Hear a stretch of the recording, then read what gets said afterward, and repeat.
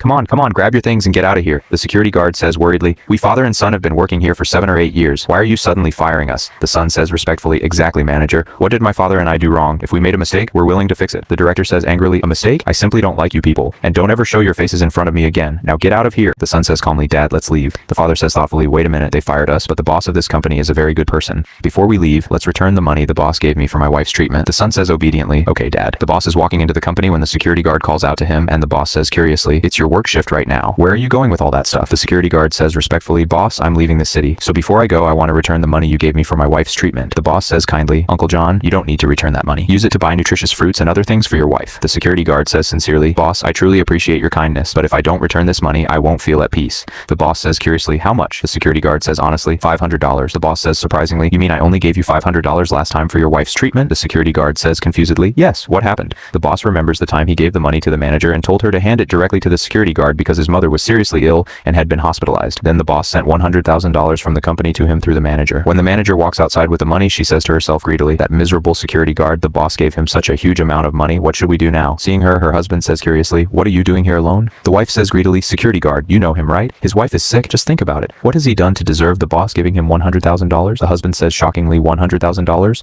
The boss gave him that much money? A wicked idea comes to the husband's mind, and he tells his wife cunningly, I have a plan. The manager says suspiciously, security guard, what are you doing? The security guard says respectfully, just tell me what you need done. The manager says calmly, we heard that your wife is sick and has been admitted to the hospital, and it looks like her condition is pretty serious. The security guard says respectfully, yes ma'am. The manager says deceptively, the boss knows about it too. Our boss saw that you're just a security guard and that you don't make much money, so he specifically sent you this $500. The security guard says gratefully, thank you so much boss, thank you so much manager, thank you so much. Then the manager goes home and says proudly, I told you didn't I? People from the countryside are really easy to fool. Now we can both buy a new car. The husband says cautiously, honey, I think we need to handle this more carefully. You know the saying, if you don't cut off the roots, the grass will grow back. The wife says understandingly, oh right, I understand, you're absolutely right, you really thought of everything. The boss says seriously, I've found out about this situation. Now tell me, why are you leaving this place? The security guard says honestly, boss, today was payday. The director and the manager told me to make them happy and give them some money for tea and refreshments. You know our family's already struggling financially, so I refuse to give them any money. That's why they fired both my son and me. The boss says surprisingly, can this really happen? The boss says reassuringly, uncle, don't worry, no one can fire either of you. Go back and start working again. The security guard thanks the boss sincerely. The boss calls the secretary and says firmly, immediately tell the manager and the director to come to my office. Boss, why did you call us here so quickly? What's going on?